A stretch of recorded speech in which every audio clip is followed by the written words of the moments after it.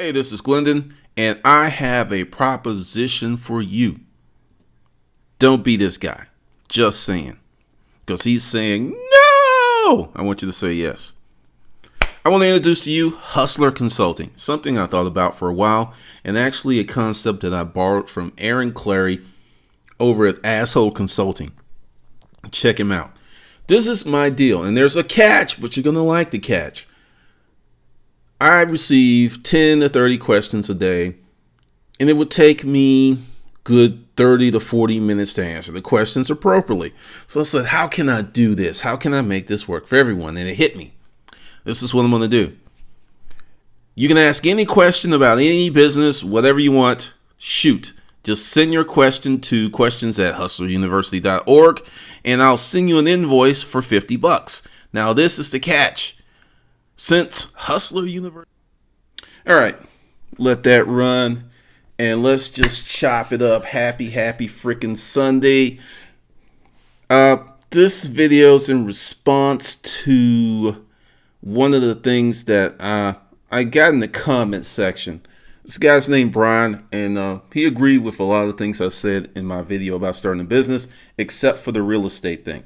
And I went ahead to his channel and I checked out some of his stuff. And I looked at it and I realized one of the things that I keep talking about is everyone is stuck on retail.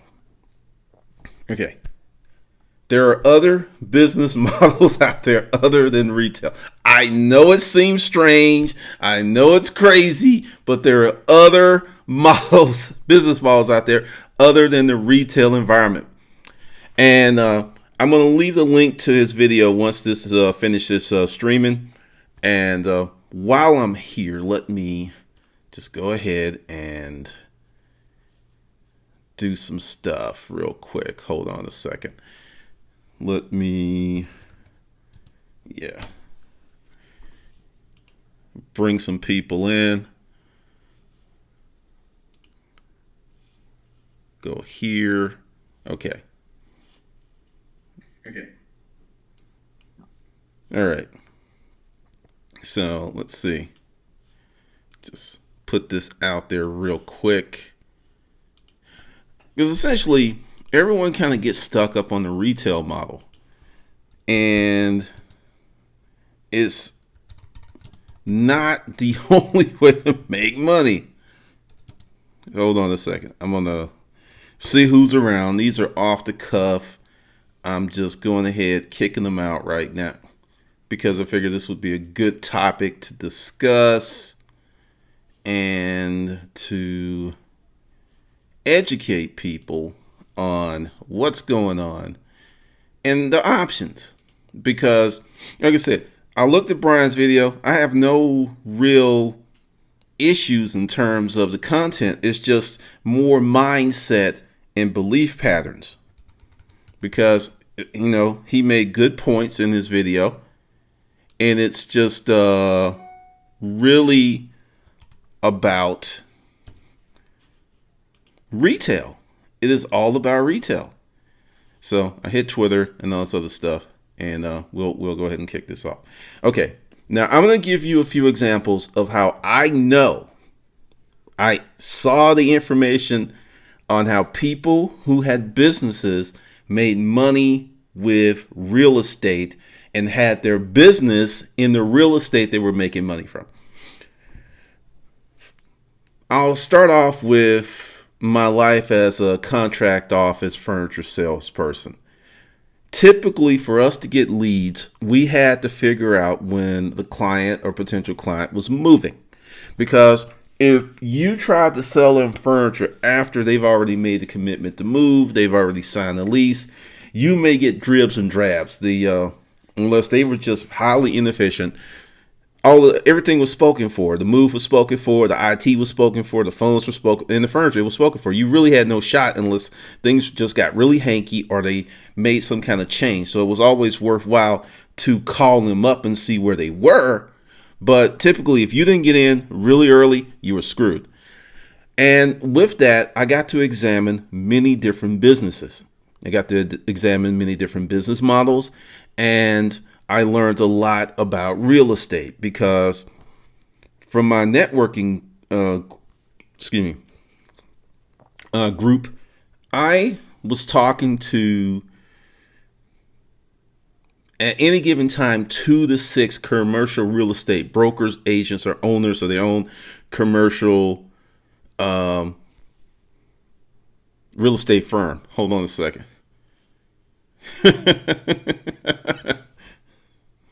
Let's see what is going on. Yes, if you're signed in, you can comment on the live events. Tie-dye photographer, pretty interesting. But essentially, I've looked at a lot of real estate deals because I had to as a part of chasing that money with the contract office furniture. So on that level, I talked to a lot of commercial real estate brokers, and I learned how companies make money with real estate. Now, there's people who are strictly real estate, investors. But let's just talk about, your name is Joe or Jill, business owner, and you have. I'm gonna flip flop. I'm gonna go back between some of the old stuff and some of the new stuff. I'm gonna go with one of my friends, Mel, who had a store, was renting the space, and it was a huge building, and it was 1, 2, 3 spots. It was her store, it was a hair salon, and it was this other spot, and it was on a main drag. She had an opportunity to buy the building. Now, the mortgage on the building was $7,000 per month, which she was killing her. I mean, we're really good friends, so I knew this, and she said it was rough. It was very, very rough. And this was 2005, 2006. Now, let's go back to the key component here. It had 2 additional spaces for rent. So right off the bat, that $7,000 mortgage payment was being subsidized by 2 other businesses that were renting from her. So she never has ever paid the full $7,000 per month on her own. Now, once again, I said this is 2005, 2006. She still has the building. She did a 20-year mortgage. So 2 more years, she's 50% done. Now, the thing is, I am assuming, because we haven't talked in a while, but I think the rents that she's charging are roughly $3,500 to $4,000 a month. So she's still paying her portion for the shop, but you don't understand that. Actually, no, that's not true. She's cash flow positive from the rent because of those 2 other spots. Because one, she took over and she increased her sales, and then the other one she's renting out. I think it's she's actually cash flow positive. But the big deal here is she owns a business. She owns a very good business. It grows year after year. So she's buying the building. She's getting rent from renters. And she's making money from her business. And she's making money from real estate. She's making bona fide income from real estate. Now, that's one way. Now, I'm going to talk about one of my landlords. When I used to make out my checks to pay the rent, it was made out to a trust. The trust was in the name of both of his children. In this trust, I'm estimating, because he was kind of tongue in cheek. Let's see. No, I'm getting positive streams here. Oh, hold on. No, it's still going. That's probably on your end if it stopped, because I can see if the stream is still live and the health and all that stuff is good. It's good to go. But essentially, I made out the check to the trust and actually kind of talked to his real estate guy. And, and that's why I said this was either 25 or 30 properties that were in this trust. And the thing is, he used to run a manufacturing concern. Now, this is something that was very, very nice. The guy told me the buildings were always in another business name versus the name of the business. So essentially, the business was renting from another business that he owned, which is legal. Talk to your CPA, people you need to talk to about this stuff. And it was a double layer tax write-off, the way I understand it. But by owning the building and renting to himself, he created additional write-offs and other things. And the buildings were paid off. Then he had created this robust source of monthly income for his kids. This is another thing. Now, let's talk about another guy that I know who bought the real estate. He had a manufacturing concern. There was a deal for this warehouse. He could afford it, but he did not need all of the space. And he asked me, what should I do? And I was like, okay, so you're renting this space here for $3,500 a month. And to buy this space, which you can grow into, is going to be $4,500 a month. Can you afford another another $1,000 a month? He said, yeah, easy. I was like, well, buy it. And then what you do is you estimate where you're going to be in 5 or 6 years, and you keep that space, and then you rent out the other space you don't need. Well, he went ahead. He got some renters, took out a construction loan, and he subdivided the warehouse into 3 sections. Well, guess what? The rent from the 2 sections that he didn't need was $6,000 a month. Let's go back. His mortgage was $4,500, but the rent from the 2 sections that he did not need, and the reason he almost did not buy the building, actually netted him out at $1,500 per month positive cash flow. So essentially, his business was operating in a building that he owned for free. Now, if you continue to look at starting your business from old world, old school, old mindsets, because you can't do a Walmart. And once again, going to Brian's video, he mentioned Walmart, all of these smart people. That's a totally different business model. These are multi-international companies that have a floor of people who are dedicated to seeking tax deductions right off. They have a floor. If not a building of people, that's their sole job, is how to avoid taxes, how to legally pay, how to create these opportunities. They have a whole division devoted to that where it's just you. And one of the things is you can't play that game unless you're on that level. You can look up and pull a few things and use them to work in your rim, but for you to try to do a Walmart level at your level is stupid. So, okay, let's go to retail. Say you want to own a retail store. Say you want to own a cookie shop. And you have the ability and the wherewithal to buy a building, but your the building is 6,000 square feet. Just throwing out a number. And your cookie shop's going to occupy 1,500.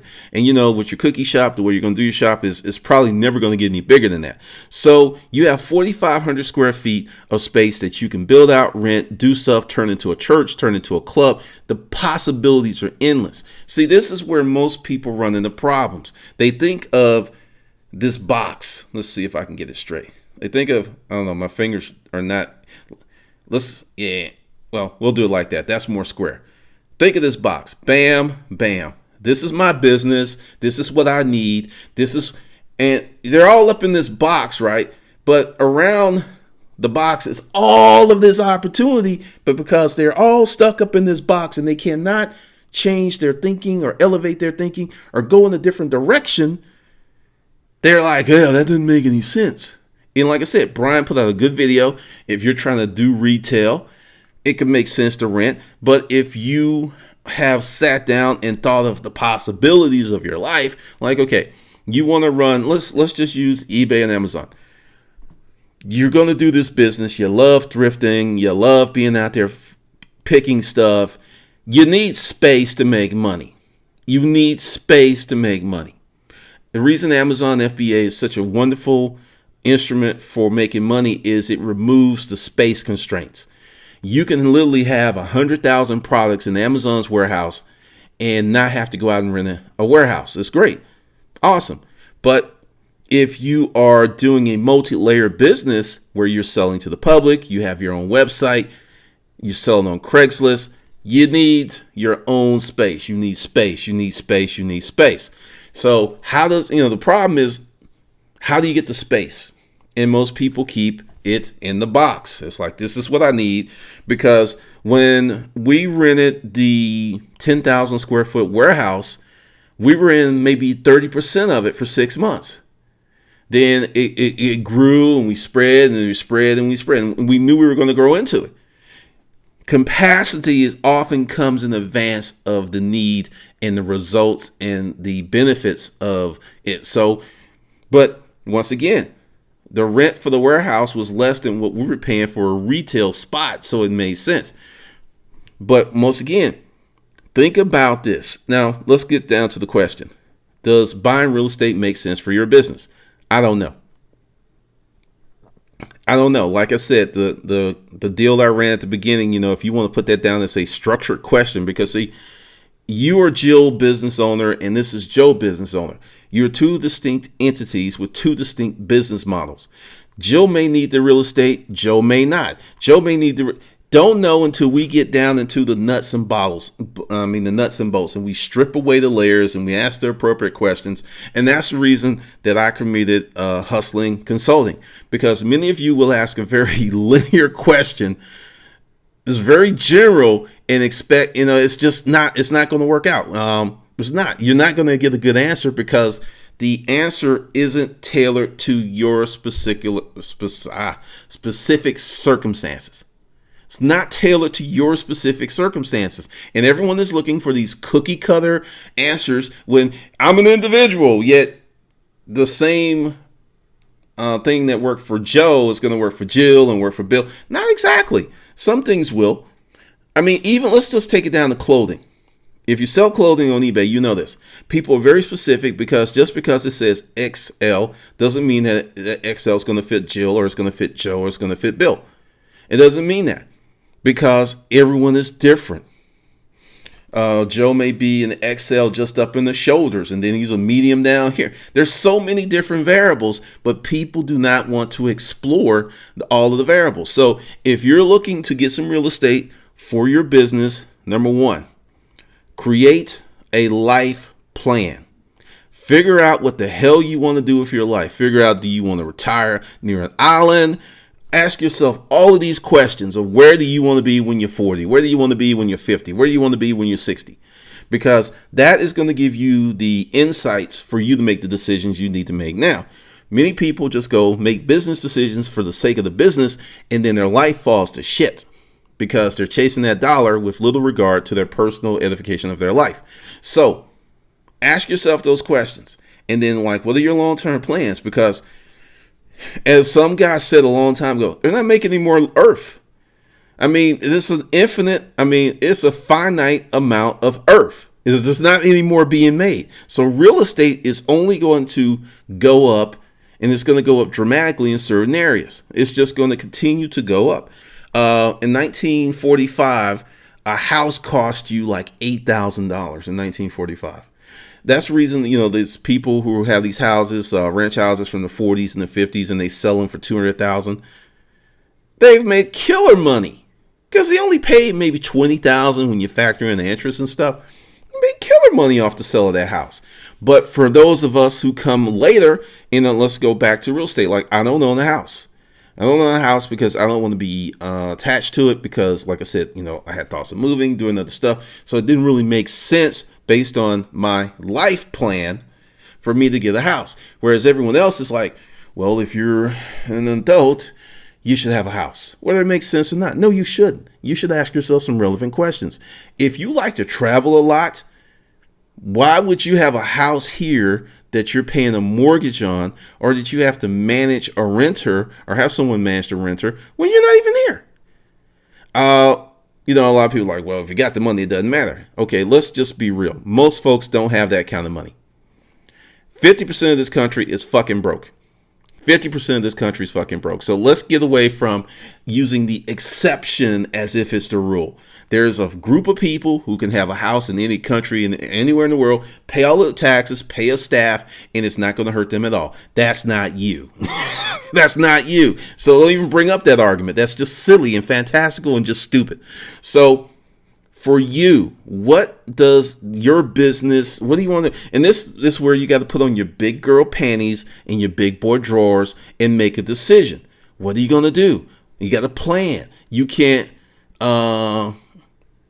just hope forever and ever that you can just have all these options. At some point, you have to start locking down some of your options and exploring that options and making some decisions. As long as you just want to be free and clear, Don't expect the benefits of locking down options. Like, I don't own the house. The appreciation of real estate I'm not getting, but I'm creating assets. Like in the Hustle University, I put up like Sir Mix-a-Lot. Everyone laughs about Baby Got Back, but Sir Mix-a-Lot owns the publishing of that song. He said, Baby Got Back, one song has made over about 100 mil. Let me just say that again. One song has made this man 100 mil. He's like, look at my lifestyle. He was sitting there with the gold, solid gold Rolex Presidential. Probably had it for a long time since people aren't rocking that style that much. And I'm just looking at it. This is what happens when you create assets, and this is what happens when you open up your mind to bigger and better and different things. But just saying that, hey, real estate is not a good move for business without really stripping away the layers and looking at the business and looking at the life is not exactly a good answer, because everyone's going to have a different thing. And there's plenty of ways that you can make money with real estate if you come outside of this box. If you're in this box, I'm just doing retail. And here, I sold stuff on eBay and Amazon for a long time. Then I came out of that box and got into publishing and got into making YouTube videos. You get the space and you plan on how, it's like, okay, you get the space, right? And you don't need all the space, and you create a plan to earn income, because there's a lot of people out there who want to be renters. They're never going to be owners. They're going to rent. And you can make that money. Will you have additional headaches as a landlord? Of course you will. It costs to be the boss, but many people just aren't really looking at that. They're just like, I'm going to pick on a group of people. I love to pick on writers. I just want to write a book. I don't want to do anything else. And then when their writing careers go nowhere, they are like, what happened? Because they don't want to do anything else. There's a group of people who write amazing, who craft these beautiful stories, and someone's going to find them, and they're going to do all that other stuff. That's like 0.00.8% of all writers. And the other 99.98% got to get out there and push it. That's the deal. So buying real estate for your business could be a great ideal, or it can be a bad ideal, but it depends upon your business. Depends upon your life goals. There's a lot of things. So there is no yes or no answer. There is no yes or no answer until you go under the covers and explore. So with that, I'm going to let you do this. Hey, this is Glendon Cameron, and I am asking for your money. More on that later. Donate to support Hustlers University YouTube channel, where your real education begins. If you like the content and you're benefiting from the content of Hustlers University, this is what I want you to do. Hit that little I up there. You have to hit the I. You have to be right on point with this. And you can donate anywhere from $1 to $5 up to $500. Hit the I and the screens open up, and you can donate to Hustlers University's YouTube channel. And with that, let's get into something juicy. This is Glendon, and I'll see you in the video. Hey, this is Glendon Cameron, and I am asking for your money. More on that later. Donate to support Hustlers University YouTube channel, where your real education begins. If you like the content and you're benefiting from the content of Hustlers University, this is what I want you to do. Hit that little I up there. You have to hit the I. You have to be right on point with this. Okay. Let that go a little bit long, but I'm back. I just want to say, hey, thanks to everybody that came out. If you have a question, hit Hustler Consulting. If you like the content of this channel, donate. If you want to be around a really cool group of people, there's a lot of stuff that goes down in Hustle University Facebook group every day. Join the group, contribute, and put your stuff out there. And hopefully you'll get something, and you'll grow, and you'll just love it. All right, this is Glendon, and I will see you on the good side.